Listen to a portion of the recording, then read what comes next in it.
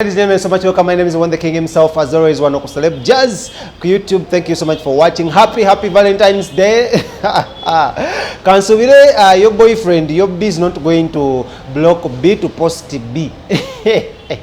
When I do Facebook, your B is going to block B to post B. Nti bawo agenda ku blockinga gwe aso posting ani omulala swatu gwe tebakola banenga twagala babuzako kansubire mu assembulungi nnyo musibye bunnyo my dad sana okusize nanjoba obanga otulabyako nenga njaga kusoko kuyisako ku bachali baffe ababeerako bulikana kubikanako nga batulaba Arafat. Thank you so much for watching. Rashida, thank you so much for watching. Then nemukwano gwange amanyidwa nga Lizo kuva Sezale Kasanga. No, thank you so much for watching and being on Celeb Jazz every little now and then. Bikasira konna kone twatujira tubeera tugamba muno webale nnyo kubanga olaba nenga twagala obbeeba zaako ensuso era n'okuwishinga omukulu amanyidwa nga Fada Principal. Happy belated birthday omukulu amanyidwa nga Bobi Wine, His Excellency. Ne wakubya abantu by the way nalabye Babi yakubye abantu akavulu Lawrence ekyasinza okuneewunyisa mbuno Babi ono bulya nti bakimanyi mbuno akola ki mwalimu gwanga kumbe yakomawo ddana ki n'abaana so lumu yadde yeebuuza bebe kulu nti yategeera muno Babi akomyewo wati yategeera muno famire yaki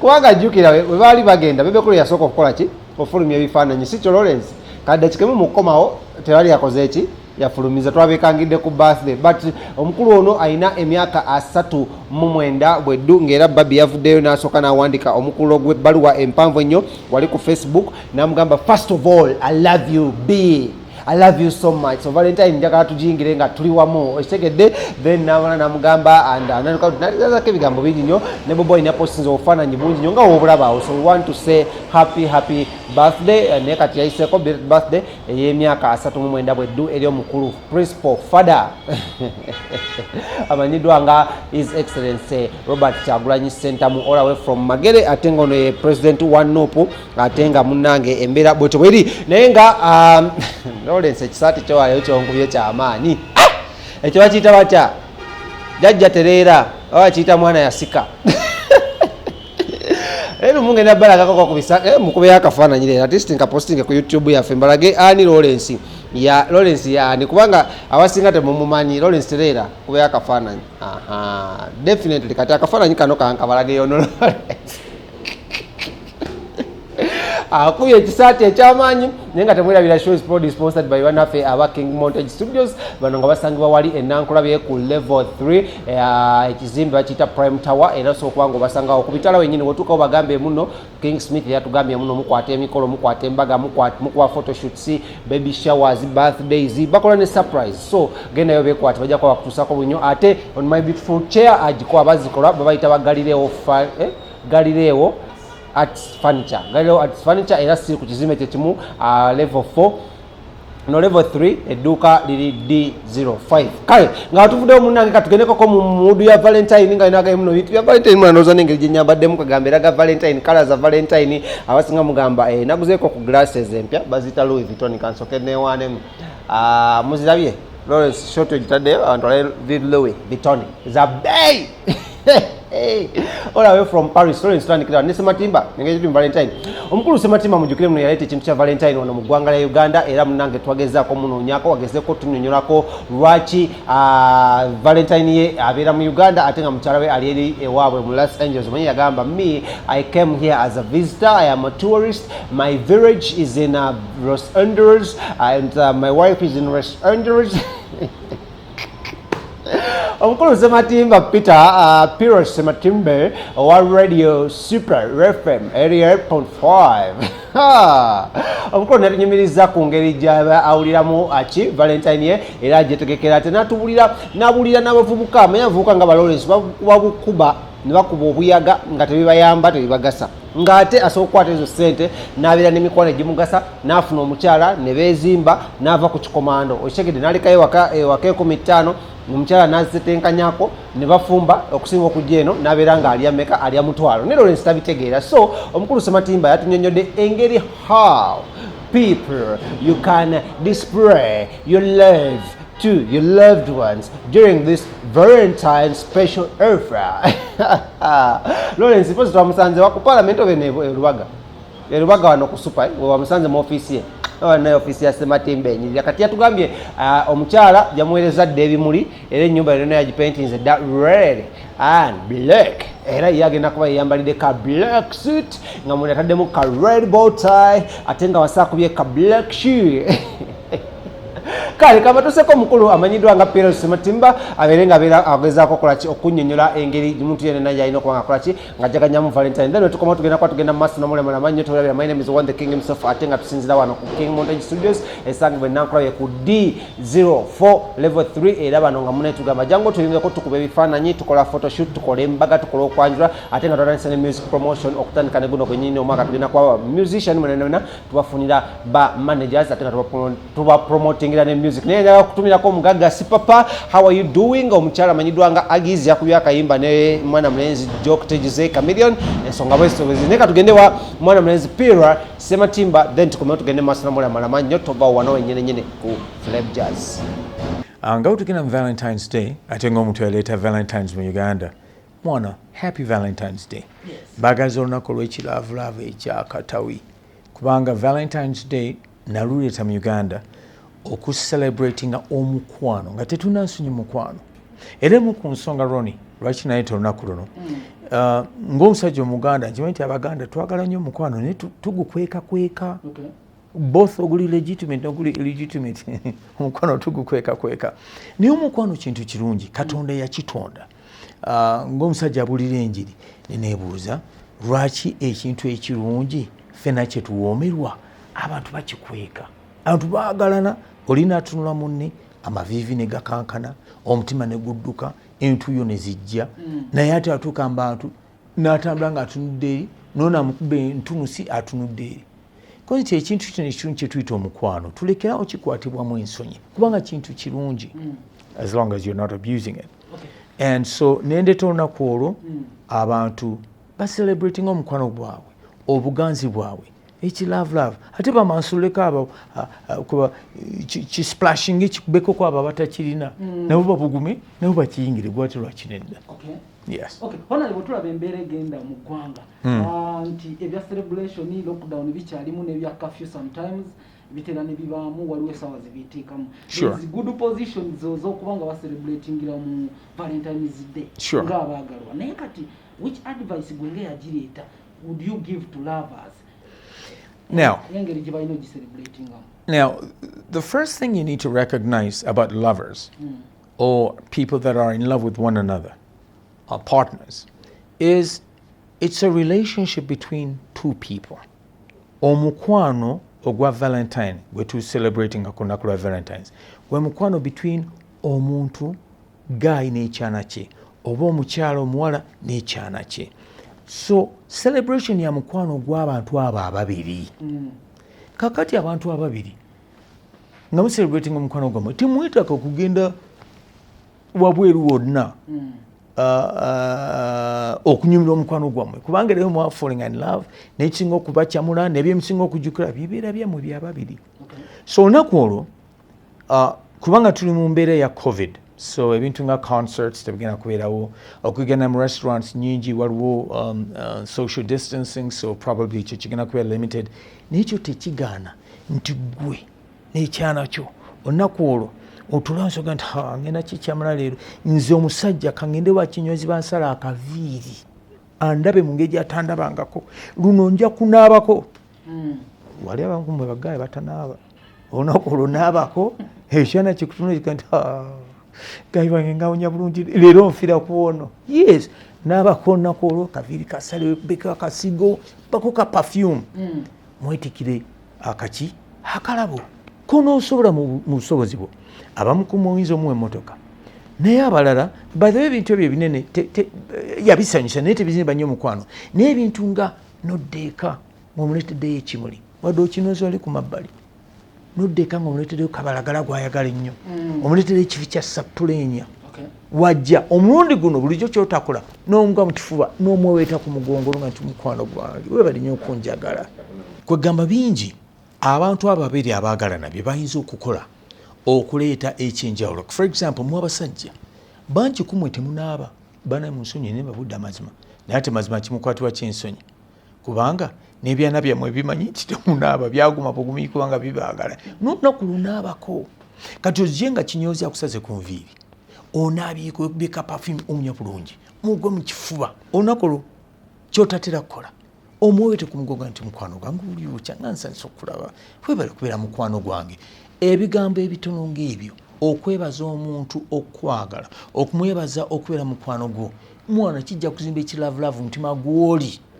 abe nga akufiirako ninnammwe abakyala nammwe mulina bye muyinza okukola ku lunaku olwo nga temugoinze out laba nti olunaku olwo gayi wa Qtex bamuleese obwala obwo olunaku olwo ne babutereeza bangi kuma embeera n'enjala naye ngaekimyufu kitandikire waggulu ere wansi wali ekya white mwana tebinyuma akabagayi mbogerere tebinyuma mbagambe kati olunaku olwo kared katukire eddala eno obwala babuwagalemukko nti wajja n'omubuuza oba naakubuuza omusurprising oba nga amutakulako but lightly alabo enjala zimutakula nga zonna zimyuse bulungi gati wabulawo n'omukyala kakati ekiraavu kyaffe gyekiri so kyemugezaako gamba mu bumpimpi ti okunyumirwa Valentine's Day amakulu g'okunyumirwa Valentine's Day si kugenda mu bantu balala wabula mmwe abantu ababiri abaagalana okukola ebyo ebigenda buli omu okukyamula munne n'okumunjukiza how much you love her how much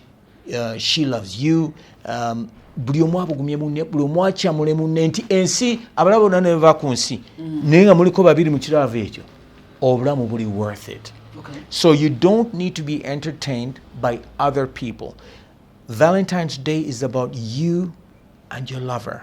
It's about the romance between the two of you, and that romance teyeetaaga bantu balala as long as the two of you are willing okukolera buli omu ekinakyamula munne nammwe abakyala bane mugabe ku birabo mugabe ku birabo omunda nemutuula mwana nze njagayo ka mobile phone ugwe lwaki gayita omwayo mobile phone ate guno omulembe gwe tulimu gwakyuka abawala bakwana abasajja nzirokban mbagamba nze ndi musajja musumba era singa sale musumba singa nabakyala nga 10 bankwanibwa enkya neggulu simanyi gwokwanibwako ogwomukisa wali gufunye kale weezimbe n'abakokwaneko but the point I'm making is namwe abakyala mulabire bagayi bamwe kubanga ennaku zino nga mukimanyi mu Uganda abasajja batono okusinga abakyala bye bangi and lately abawala bali very aggressive so walaba gayi gwayagala agenda n'amulumba n'ateekawo embeera ey'omukujjako so naawe ku Valentine's Day gayi wo mwetegekera ofaanana bulungi wunya bulungi yogera ebigambo byotatera kwogera muweeteko engeri y'enjawulo naawe oba osobola muweeyo akalabo oyinza oba nti tosobola mobile phone or whatever naye muweeyo nga bwe ŋŋambye naawe asange eka ng'omufumbiddeyo ekisambi ky'enkoko mu luwombo oba whatever it is gwe kyomanyi kyawe waba ayagala nnyo chips ne liver gwe mu secret chips oba kale bigule bibirewo naye muweeyo akalabo ekintu ekimulaga nti naawe omwagala and you are willing to invest in him si kumufuna mu bufunyi naye naawe oyagala akufunemu we munakola ebyo mwana ekiraafu kijja kutambula. On the point of celebrating Valentine as lovers, is it only for lovers? Because oraja gamba zekangene celebrating any family yange. No. Yes. Seriously speaking, I know a lot of people have interpreted Valentine's Day to be a day of love, regular love for my mother, love for my father, love for my dog, love for my car. No, it's not about your car, it's not about your dog, your father, your mom, your family. It's about your lover. It's about romance. And I'm very clear about that. It's about romance. So it's about celebrating romantic love mu makati g'abo abantu abalina ekilaavu ekya romance. Clear. Temukibuzabuza na kirala kyonna. Okay. Honorable okutuleetera Valentine okugimanyisa bana Uganda by that time. Ebbanga lye lyogimaze ng'ogiraze bana Uganda. What is the additional value? Kiki egase mu baagalwa and families in relationship bw'oba olaba as a Uganda? Well, ekibuuzo kyo kiwunzeemu kubanga again mpulira ekigambo families. Again, to lovers. To lovers, okay, yes. Good. Valentine's Day, I think for a lot of lovers, two things have happened. Ababali willing to celebrating openly. One, it's love, kyeyongedde makati gaabo abaagalana abafunye freedom y'okwagala munnaabwe openly katakinaamu nsonyi namulaga omukwano openly, and in the process abantu bangi abali batalabangako munnaabwe nga mulaga omukwano ogwo agulabyeko neyeekanga mu ngeri ennungi nekizimba omukwano gwabwe. Namba emu, so omukwano guzimbiddwa. Namba bbiri, abamu kumwe mulina abaganzi bammwe nga waliwo ababeegomba kuva dda era nga anoonya gap ajja mu kujjeko. Now this happens, waliwo abakyala abagala okujja bagaayi ku bakyala abalala oba waliwo bagaayi abagala okujja ebyana ku bagaayi abalala. Now ekiraavu kino we kibeera displayed more openly, ono abadde aga nti akawala ako ngenda kajjayo naye ku Valentine's Day naakusanga ng'omuwala alaga gaayi w'ekiraavu akisooka mwana bino ojja kuba biwanvu, abantu balabika baagalana, kanoonya awalala. So mu ngeri eyo kiyambye ne relationships nyingi obutafuna bazitaataaganya on purpose, kubanga message bagifuna very clear that oyo guy sijja musobola ayagala ekyana kye, oba oyo girl sijja musobola kubanga ayagala guy we. So in a sense it's built a hedge of protection of sorts for many couples. And then last but not least, for married couples, celebrating Valentine's kiwadde abaana baabwe ekyokulabirwako nti wow, mami ne daddy nga baagalana, this is nice. Nekiwa abaana an example of what to look forward to and what to do in the future when they grow up. They're being given a positive example of what practical and nice and sweet romance is all about. And it's a good thing. It's a good thing. Now, let me add this caveat. Romance was created by God. It's an awesome thing. However, it must be dealt with, handled, managed, executed, and enjoyed with responsibility. With responsibility, people. Okay, honorable, take us back and wasinzira kuki abantu bano owalite mechiti of Valentine bakuzuru nakunga luno gwe notula onogamba let me create this and I take it to Ugandans. Wasinzira kuki? Well, it's about love. And one of the things that I love most is my life. And so because I love my life, ngena kusaba mwana kamask kambuse ubanze njijjeko sagala kuva COVID. I love my life. Thank you. Now, okay, going back really to Valentine's Day. There were two reasons, seriously speaking. Two reasons. The first reason was nachogedeko nti nalaba ti abantu balina omukwano mungi. Balina omukwano. Ni for whatever reason culture ya Buganda ne Uganda yali nti omukwano gwa munzikiza mukka, gwa mu kisenge binaabiro oba whatever gye mwekweka eyo nga tekintu kirungi. Kakati nebuuza bannange lwaki abantu ekirungi kye baagala kino bakikweka nga tesi kibi okukiraga kasita kibeera managed responsibly. So the first reason was I wanted abantu okulekerawo okukwatibwa ensonyi ku nsonga z'omukwano. Nayagala abantu okutandika okuwoomerwa omukwano gwabwe nga tebakinaamu nsonyi n'akiddaga nga balina eddembe okuwoomera omukwano. That was very important for me. The second reason was mu nnaku ezo I think I introduced Valentine's Day in Uganda in 1997 or 98. I remember nze nali managing director wa CBS FM Radio Uganda naye nakagitandika.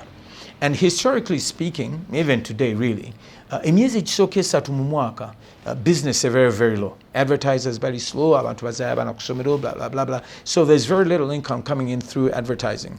And my relationship jana na CBS FM yali nti nafunanga ebitundu 15 kuli 10 ku sente CBS ku magoba CBS gayingizanga. So it was important to me that CBS ekola sente nyingi so that one, the board of directors and everyone is, you know, crazy and gung-ho about me. But number two, that nange my 15% of the net profits of the company, nanga kange kawera. So I remember trying to Koganani, and I knew that January, February, March, these are going to be crazy months. I need to find something that's going to generate a lot of money. And so when I was a child romance, Valentine's Day, abantu bayigiriza omukwano, nechi, then I quickly realized that, wait a minute, I can create a culture around this in which tujja kukola sente nga radio station nina abantu abala bangi bakole sente. So when I introduced Valentine's Day, I did not simply introduce the day ti olunaku luno lwabagalana mwagalane. No, nateekako cultural behaviors nyingi, the culture of Valentine's nabigattamu bingi. Naye ng'ebintu ebyo byonna bye ngattamu bigenda kuleetera abantu okukola sente kasita beeranga. For example, namatiza abantu, as we do in America, that ku lunaku lwabagalana ekyana kigulireyo ku bimuli. Olwo ab'ebimuli mbayingiriza mu ddiiru tebanaalanga ebimuli byabwe, ffe tulina ebimuli ebyo bajja kukola sente. Naye mbaga nti bana olina okunyiriza engalo ezo Cutex. Mwana baboyizi bange ba Cutex ne saloons nabo bakola enviiri njala biki ne mbateeka mu business. Ninga nti ekyana olina okumwana kola ku nviiri zoonyirire. Olwo bakinyozi mbatadde mu business. Bakola enviiri z'abakyala mbatadde mu business. Mwana olina okulumwambala red and black ebiraavu byennyini. Abatunda engoye, abatunzi b'engoye batera nabo mbayingiza mu kiddiini. Ekyano n'okitwalako out. Bulijjo mulya ettooke eryo erya bulijjo lyokoza mu supu alimu omunnyo kyekyokka olunaku olukitwaleko mu restaurant. Kakati olwo abalina restaurants batadde mu ddiiru, abalina amawoteeri batadde mu ddiiru, abayokye omukyomo sapulenya biki batadde kuba nabo bajja kuliisa abali ku leve eyo. So in the process saayogera saalanga bulanzi kwagalana naye nayogera ku ngeri gy'ogwanidde okuyisaamu omukwano gwo. Kati mu ngeri eyo nentaka n'okwogera both on radio and also my marketing agents ne bagenda mu companies zino zonna ez'enjawulo okubamatiza bana ngo restaurant nyabo lwaki tolanga Valentine's Day ona abagalana bajja babeerewo lwaki sebo tolanga woteeri